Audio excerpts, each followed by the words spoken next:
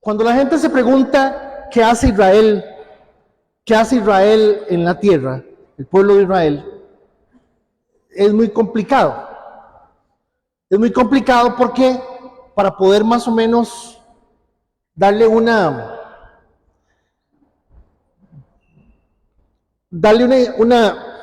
entendimiento práctico a lo que implica Israel. Para empezar, el nombre Israel, dice el texto bíblico que fue Dios quien se lo dio a Jacob. El nombre Israel significa el que pelea con Dios y gana, el que lucha con Dios. Es un nombre con un significado muy interesante, y el nombre Israel es un nombre que pues hasta el día de hoy nos acompaña. Y hay un pueblo en esta tierra que constantemente pues nos refleja, nos recuerda que existe una palabra que ellos afirman completamente, que es la palabra dada por Dios en el monte Sinaí, y nos hablan de una serie de acontecimientos que usted tiene que creer, que usted debe creer, y que si usted no quiere creer, eso no es problema. Eso no es problema. Jesús dijo, usted no se preocupe, si usted no quiere creer, yo nada puedo hacer, pero usted va a ser juzgado por mis palabras. Amigos, hablar de Israel es bien complicado. Es complicado porque Israel, una de las cosas que Dios utiliza es usar Israel como una analogía de nuestras propias vidas. Nos muestra Israel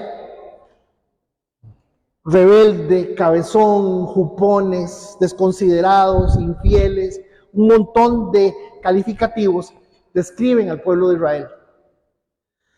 Pero en todos los pasajes más interesantes del pueblo de Israel, que es para mí, nos ayuda esta mañana a tratar de entender el versículo 11, capítulo 11, verso 11 del libro de Romanos, 11:11, que nos toca hoy. Durante 60 semanas, esta es la semana 60, durante 60 semanas hemos seguido el libro de Romanos verso a verso, y ya llegamos al versículo 11. Si gustan, generan la pantalla de la presentación, que es la que está en PowerPoint. Leito, pasásela porque ya vamos a...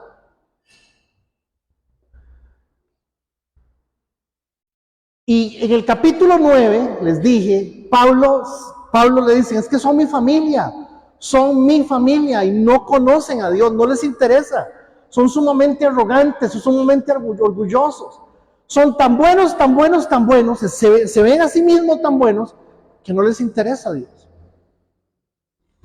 En el capítulo 10, Pablo dice, ¿qué vamos a hacer con Israel? Israel está aquí para que nos demos cuenta.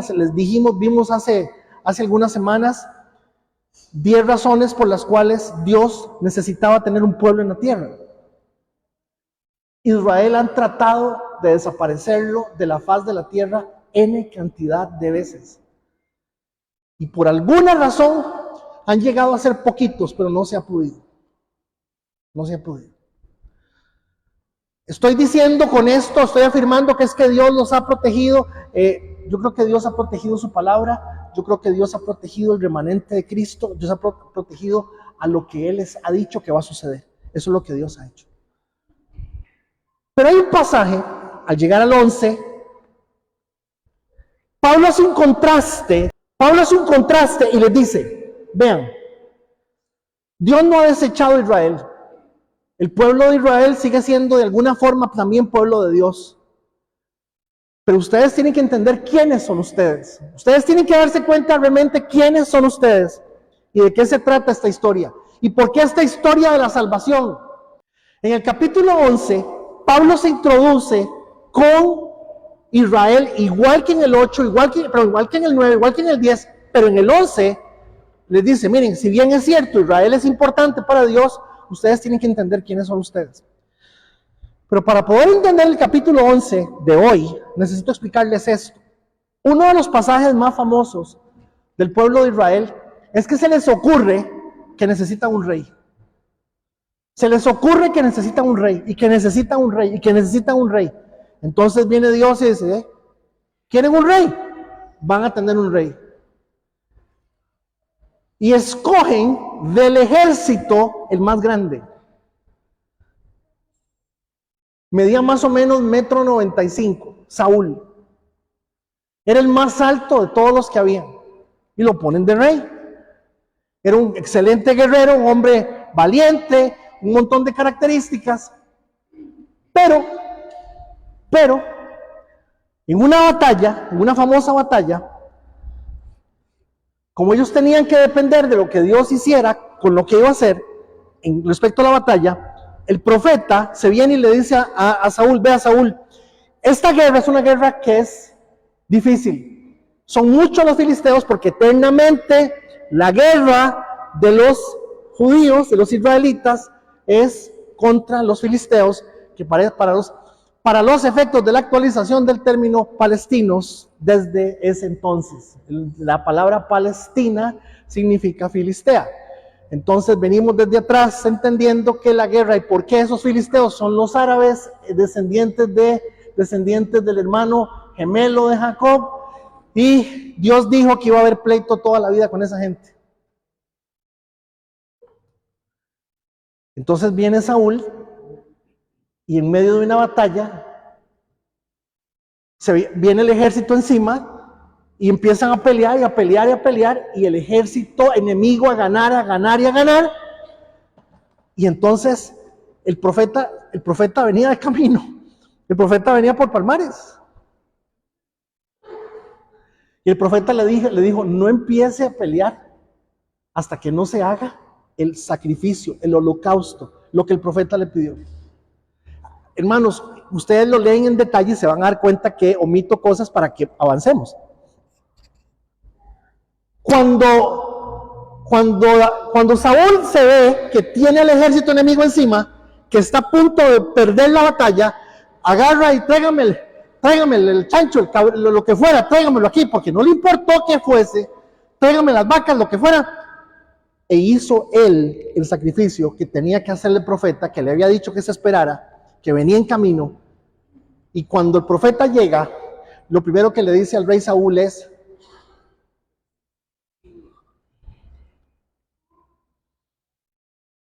¿qué hiciste?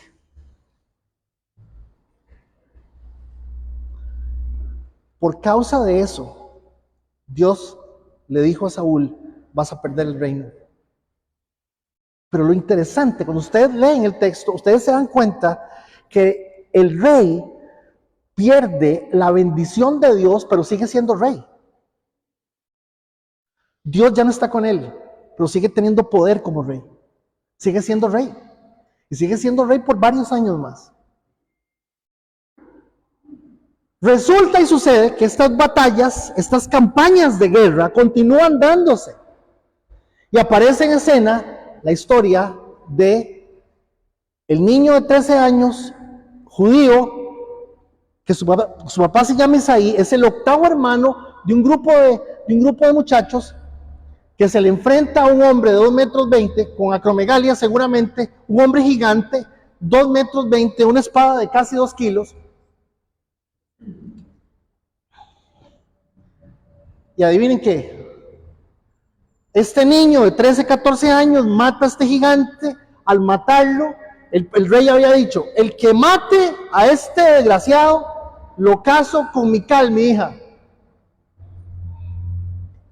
Le doy propiedades y lo libero los impuestos. Y adivinen qué pasó, de que fue David quien lo mató, y entonces se convirtió en héroe nacional y se convirtió en el yerno del rey, y aparte de eso se convirtió también en ¿quién más? Se convirtió en el general del ejército del rey Saúl. Pero inmediatamente Saúl siempre supo que sobre él pesaba la profecía del profeta que decía: vas a perder el reino. Por causa de lo que hiciste, tu reino no va a durar nada. Entonces Saúl, en su brutalidad, se vuelve loco, pierde el sentido y empieza a buscar la forma de matar a David. Se registran alrededor de unas 4 o 5 veces que trata de matar a David de 1000 maneras. Inclusive, trata de matarlo estando en la casa con la hija, y Mical le dice: papi, corra porque se lo van a echar. Y lo salva. Quien salva a David es Mical. Sale en carrera de la casa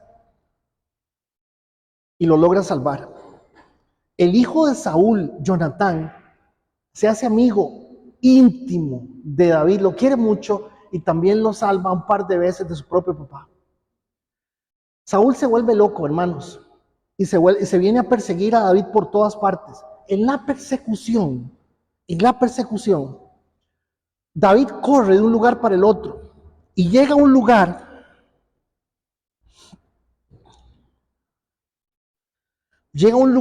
busca un lugar que se llama Nob. Estamos hablando que entre el momento en que él es el general y esta escena, la escena de Samuel 21, que se las dejo de tarea, léansela en la casa, la escena de Samuel 21, estamos hablando que hay alrededor de unos 5 a 7 años. Entonces, para decirlo fácil, 7 años después, David anda huyendo todavía del loco de Saúl, va a un pueblo que se llama Nob, que tiene un tabernáculo, tiene un lugar de adoración judía. Cuando llega, el sacerdote de ese lugar se llama Ahimelech, y entonces le dice, perdónenme, don Ahimelech, es que ando en una misión especial. Le dice, ¿por qué anda solo? Ah, no, es que esto es ultra secreto. Ahí empezó el servicio secreto judío seguramente. Es una misión secretísima. El rey me mandó, le dice, claro, usted es el yerno del rey y el general del ejército. Y entonces le dice David, de pura casualidad, don Ahimelech, usted no tendrá algo de comer, pan. Y le dice a Ahimelech, acabo de cambiar los panes sagrados. Si usted quiere le doy estos panes, pero estos panes no se pueden tocar si alguno de ustedes, si los hombres han tenido sexo, no se puede. ¿Por qué? No se sabe. Pero así lo dice el texto. Y entonces David le dice, ok, deme los panes. Cuando le entrega los panes le dice, mire, perdone, ¿no tendrá un machetico, una espadita, alguna cosa? Y le pide si no tiene una lanza. El sacerdote Ahimelech le dice, vea, yo no tengo una lanza ni tengo una espada, pero tengo la espada que usted le quitó a Goliat el día que lo mató. Es la espada de Goliat. Le dice, perfecta. Esa es. Démela. Lo que David no se dio cuenta es que en ese tabernáculo, en esa iglesia, en ese templo, para decirlo fácil, todos me entiendan, de rodillas hincado estaba un hombre que se llama Doeg, edomita, árabe. Y era un árabe de los que se llaman árabes prosélitos, creyentes. El hombre estaba en el templo hincado de rodillas, digamos que orando, pero con los ojos viendo lo que estaba pasando. Él escucha que el rey David, en ese tiempo no era rey, le está pidiendo al sacerdote pan y la espada. Cambia la escena, pasan varios versículos, le entrega los panes y al cambio de los versículos se ve la escena donde está el rey Saúl en Judá. Tiempo después, digámosle unos meses después, está el rey David en Judá y estando en Judá, bajo un árbol, les dice a la gente del ejército, ustedes son unos traidores desgraciados.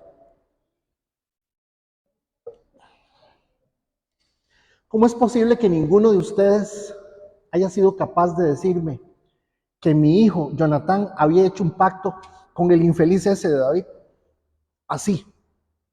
El texto es durísimo. Ustedes me han traicionado, ustedes están conspirando contra mí. Ustedes lo que tienen son planes. Estaba tan fregado en la cabeza que empezó a culpar al ejército. Y adivinen qué.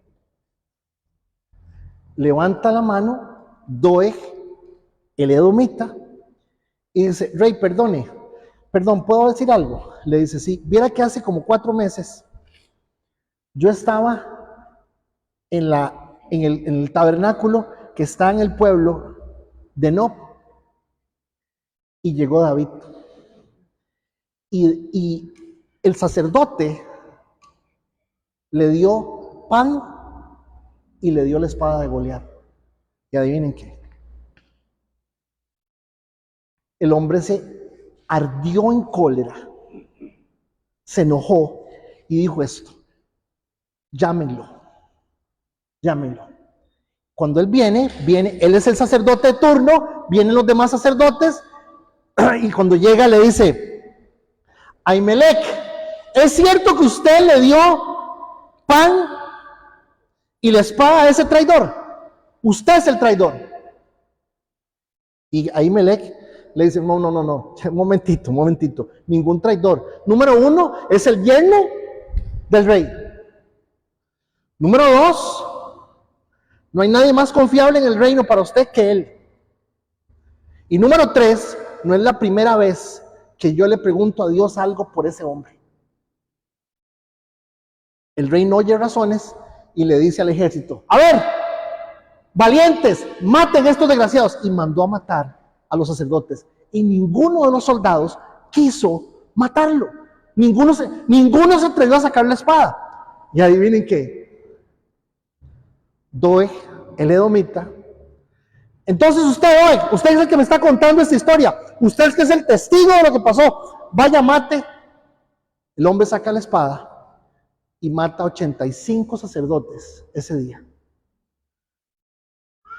Espada en mano. ¿Quién sabe qué es este hombre? ¿Quién sabe quién fue con él? Espada en mano, se regresa al pueblo de Nob y mató a todas las familias, hijos, bebés, perros, gatos, ancianos de estas 85 personas, y el pueblo de Nob desapareció.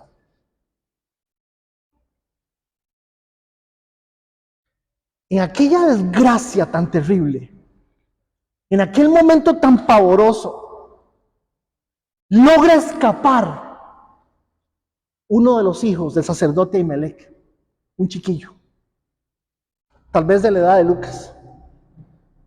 Corre. ¿Dónde está David? ¿Dónde está David? Y le dicen que David está escondido en un lugar que se llama la cueva de Adulán, o ya había salido de ahí, estaba en otra parte, pero lo ubica. El chiquillo se llama Abiatar. El chiquillo corre y llega donde está David y le dice: David, Saúl mató a mi papá, a mi familia, mató a todos los sacerdotes y arrasó con absolutamente toda la ciudad. David se lleva las manos a la cabeza y dice: ay, yo sabía que ese día que estaba yo ahí, cuando llegué estaba Doeg el edomita. Yo sabía que ese no se iba a quedar callado, que ese era un sapo. David se pone la mano en la cabeza y dice: ¿cómo es posible? Esto es culpa mía. Esto sucede porque yo causé esto. Es 22:21, perdón. Primera de Samuel 22:21. Se lo leo, no importa. Cuando le dijo que Saúl había matado a los sacerdotes del Señor, David exclamó: sabía. Cuando vi a Doeg el edomita allí ese día, estaba seguro de que se lo contaría a Saúl. Ahora soy responsable de la muerte de toda la familia de tu padre. Y viene el versículo 23, que es un versículo para nosotros sumamente emblemático. Y perdón, a mí me emociona esto.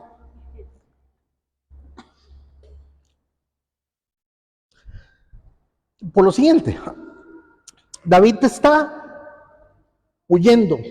David está en crisis. David está salvando su vida. David está tratando de ver cómo hace para poder que el rey no lo mate. Y lo que le dice David a Abiatar es esto, versículo 23: quédate aquí conmigo, no tengas miedo. Yo te protegeré con mi propia vida. Oigan, yo te protegeré con mi propia vida, porque la misma persona quiere matarnos a los dos. David le dice a este hombre, a este chiquito: quédate conmigo estarás a salvo. Quien busque tu vida, buscará la mía. Ese es nuestro lema como congregación. Todos aquí estamos en un proceso de vida, todos. Aquí no hay nadie bueno, aquí no hay nadie especial. Todos somos y estamos siendo procesados por la misericordia de Dios, sin excepción. Y me dicen amén, por favor. Aún en medio de toda nuestra realidad y nuestras necesidades, como Olivo Verde, como congregación, podemos ofrecerle la mano a alguien. Esto es lo que David está diciendo. Ahora, lo impresionante, ok, vamos, ahí está. Quédate conmigo, no tengas miedo, te protegeré con mi propia vida, porque la misma persona quiere matarnos a los dos. Yo me imagino, hermanos, y con lágrimas en los ojos, David dice que no se sabe la cantidad de gente que pudo haber matado, tal vez unas 2,000 personas. ¿Cuánta gente mató? No se sabe. David se abruma y el Espíritu Santo aprovecha la oportunidad y se escribe, chiquillos, Salmo 52. En ese momento, David escribe el Salmo 52. Uno de los salmos más bellos que hay, bellísimo, pero muy poco conocido. Salmo, nótenlo, el mismo Salmo lo dice. Para el director del coro, porque es una canción, Salmo de David, compuesto por David, cuando Doeg, el edomita, le dijo a Saúl, David fue a ver a Ahimelech, porque entonces David le escribe a Doeg, diciéndole, usted es malo de corazón, usted que hace metido en la iglesia, jugando de santo, si lo que hace es lo que anda buscando su propio bienestar y su propio bien. Realmente la lección es una lección durísima. Usted está aquí porque lo traen, usted está aquí porque lo hacen venir, si no usted no vendría aquí. Usted no tiene un orden en su vida. Avancemos, dice, el edomita dice, David fue a ver a Ahimelech, ¿por qué te jactas de tus delitos, gran guerrero? ¿No te das cuenta de que la justicia de Dios permanece para siempre? Siguiente, por favor. Todo el día conspiras destrucción, tu lengua es cortante como una navaja afilada, eres experto en mentiras.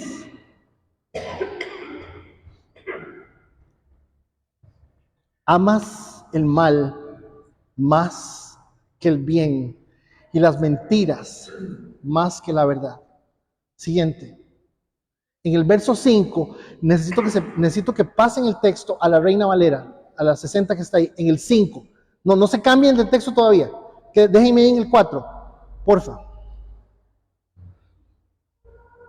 Déjenme en el 4.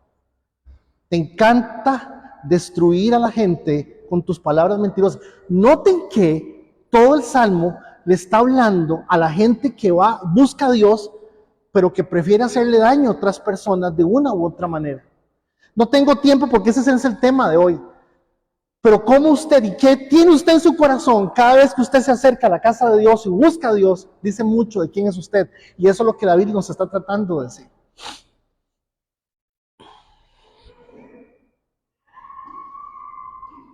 Ninguno de nosotros merece estar aquí. ¿Me escuchó? Ninguno de nosotros merece estar aquí. Ninguno. Todos estamos aquí porque Dios decidió que hoy nos iba a dar un día más. Hoy.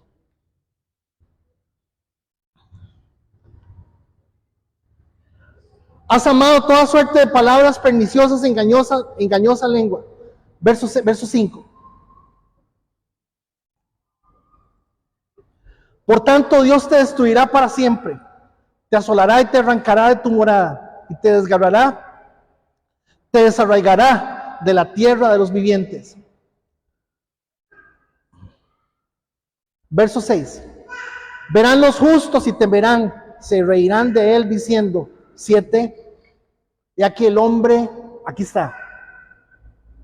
Por favor, necesito que entiendan esto, hermanos, porque esta es la razón de ser de Romanos 11.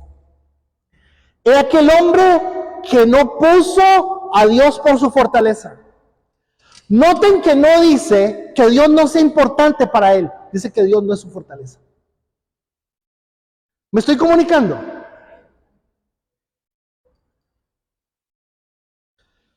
No puso a Dios por su fortaleza, sino que confió en la multitud de sus riquezas y se mantuvo en su maldad.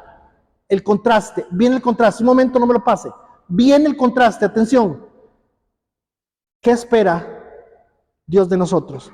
Que seamos como 8. Versículo 8, pongan atención. Pero,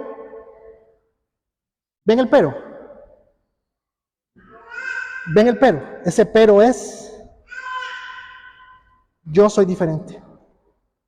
Yo también soy malo. Ojo, ahí dice, yo también soy malo, mi corazón también es malo, yo también hago cosas malas, pero yo estoy en olivo, yo soy como olivo verde en la casa de Dios. Estoy en la casa de Dios. No me han entendido.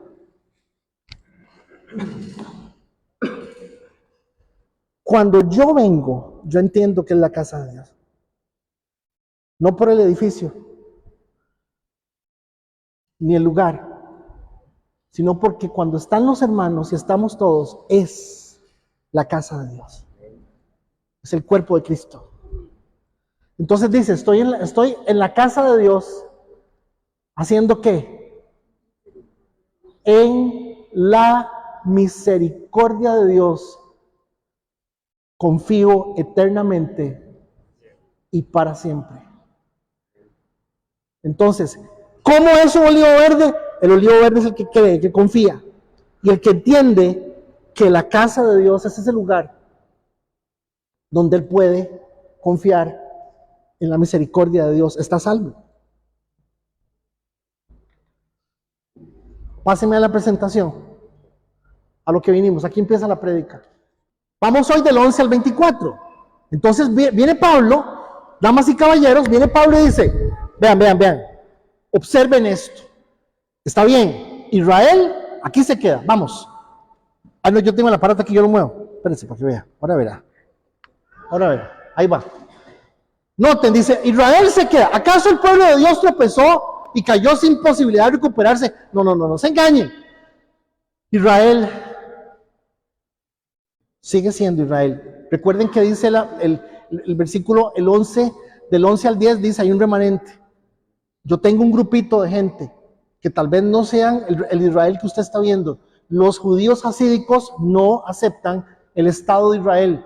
Los judíos hasídicos no aceptan que Israel haya comenzado en 1948. Para ellos eso no pasó. El judío hasídico, ¿qué es eso? Judío hasídico, los que andan con unas colitas aquí vestidos de negro con un sombrerito. El judío.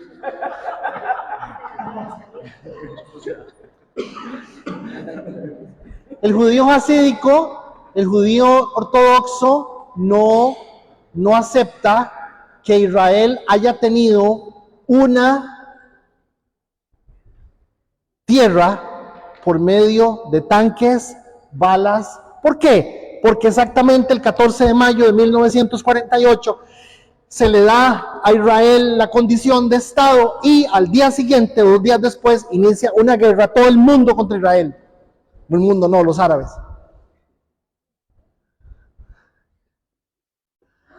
Y adivinen qué, el pedazo que le dieron a Israel en el 48, por la guerra que se dio, se hizo más grande después de la guerra. Pero como les he explicado aquí, dice la Biblia que no todas las batallas las va a ganar Israel. Y que no todo el mundo va a ser aliado de Israel siempre. Y como dice la palabra de Dios, cuando se habla de Israel, ahora hay que entender que se habla del cuerpo de Cristo, de nosotros y de ellos también. Entonces viene aquí, de ninguna manera. El pueblo desobediente, el pueblo fue desobediente, por eso Dios puso la salvación al alcance de los gentiles.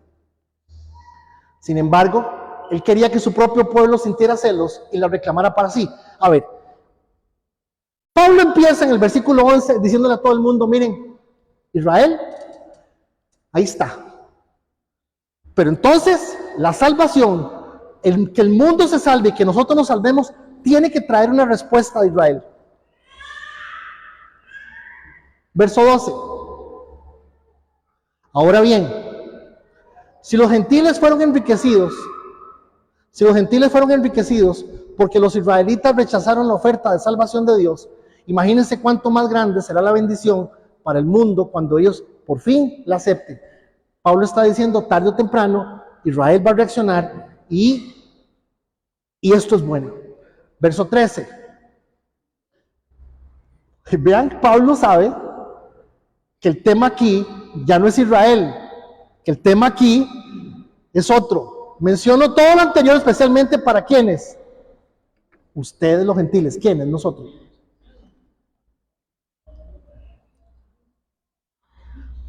Dios me designó apóstol a los gentiles y pongo énfasis en esto, por eso les estoy diciendo esto, entiendan. 14. Porque de alguna manera quiero hacer que los hijos de Israel sientan celos de lo que tienen ustedes, los gentiles, y entonces yo pueda salvar a algunos de ellos y decirles, la salvación ya no es por obras. Usted no se salva por lo bueno que sea, usted se salva por la gracia de Dios. Pero no entienden. Voy al 15. Al 15.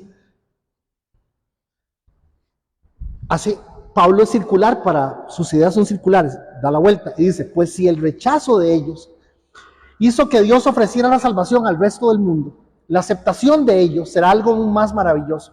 Será vida para todos los que están muertos. El mismo concepto del verso del 8, perdón, del 12 y del 13. 16. Y dado que Abraham y los patriarcas fueron santos, vean qué fino, no Pablo, el Espíritu Santo. Dado que Abraham y los patriarcas fueron santos, sus descendientes, ¿quiénes?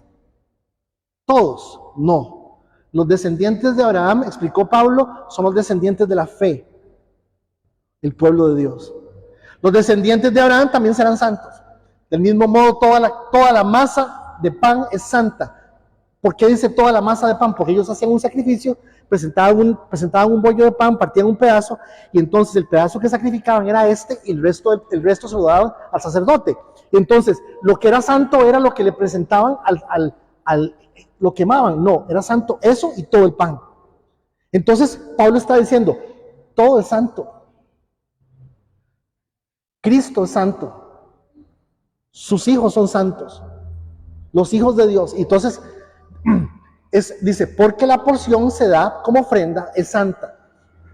Pues si las raíces del árbol son santas, las ramas también lo serán. Pon atención. Si las raíces del árbol son santas, las ramas también lo serán. Cambia de la analogía del pan a la analogía del árbol, por lo que le acabo de explicar. Algunas ramas del árbol de Abraham, algunos del pueblo de Israel han sido arrancados. El pueblo de Israel, las ramas del pueblo de Israel se arrancaron, algunas. Pero eso es un resumen de todo, exactamente. Y ustedes son los gentiles, eran las ramas de un olivo. ¿De un olivo? ¿Lo están viendo? Y ustedes los gentiles eran las ramas de un olivo verde. Fueron injertados. Así que ahora ustedes también reciben la bendición que Dios prometió a Abraham y a sus hijos, con lo cual comparten con ellos el alimento nutritivo que proviene de la raíz del olivo especial de Dios. Verso 18. Así que no se jacten, no nos creamos, no nos llenemos de orgullo, no se jacten, no se jacten de haber sido injertados para reemplazar a las ramas que fueron arrancadas. Ustedes son solamente una rama, no son la raíz. Tal vez digas, bueno, esas ramas fueron arrancadas para darme lugar a mí. 19. ¿Qué el 19? No puede ser. Ahí está el 19. 20. Es cierto. Pero recuerda, esas ramas fueron arrancadas porque no creyeron en Cristo. Y tú estás allí porque sí crees. Así que no te consideres tan importante, más bien teme lo que podría suceder.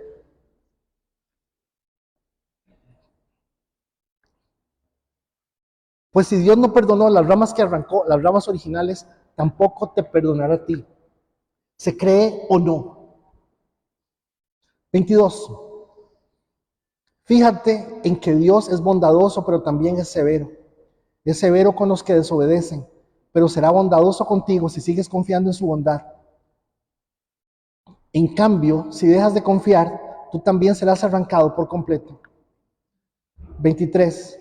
Y si el pueblo de Israel abandona su incredulidad, volverá a ser injertado, pues Dios tiene el poder para volver a injertar el árbol. 24. Tú por naturaleza eres una rama cortada de un olivo verde. Por lo tanto, si Dios estuvo dispuesto a ir en contra de la naturaleza al injertarte en un árbol cultivado, Él estará mucho más dispuesto a injertar las ramas originales en el árbol al que pertenece.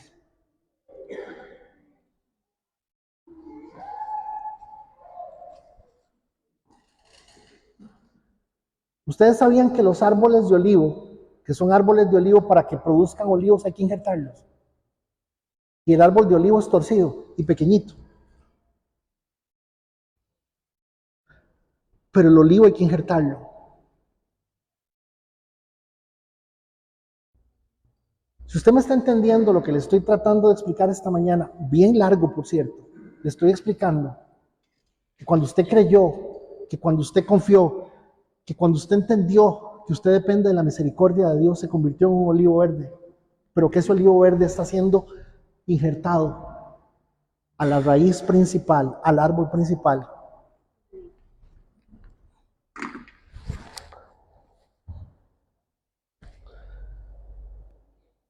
Pero lo que tal vez no hemos entendido es que dice Pablo que ojalá nuestra realidad le dé celos a los judíos. Yo siempre hago la pregunta, ¿será eso así? ¿Es realmente nuestra vida tan significativa con Dios que produce celos a otras personas por no tener la vida que tenemos? No sé. Por eso nos llamamos olivo verde. Pero el olivo tiene que ser injertado. Bellísimo, bellísimo. Larga la historia, larguísima. Pero es Pablo explicando que el asunto continuó. Aunque los judíos sigan celebrando la Pascua y sigan celebrando las mismas tradiciones, todo lo que celebran sigue diciendo, están hablando del Mesías que ya vino. Señor, te doy infinitas gracias en esta mañana.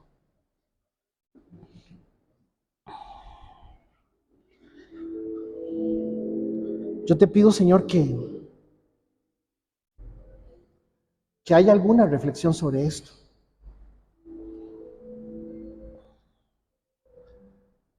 David decía, yo soy como olivo verde que está en la casa de Dios.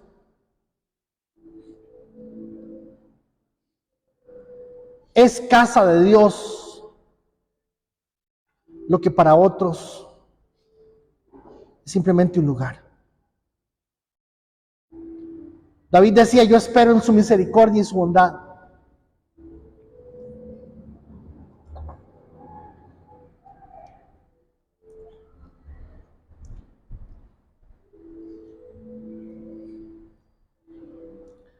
Señor bendito, enséñanos a entender este misterio,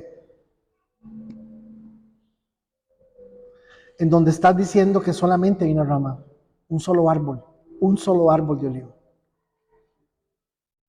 Y nos estás explicando esto para que entendamos que no hay privilegios para Israel,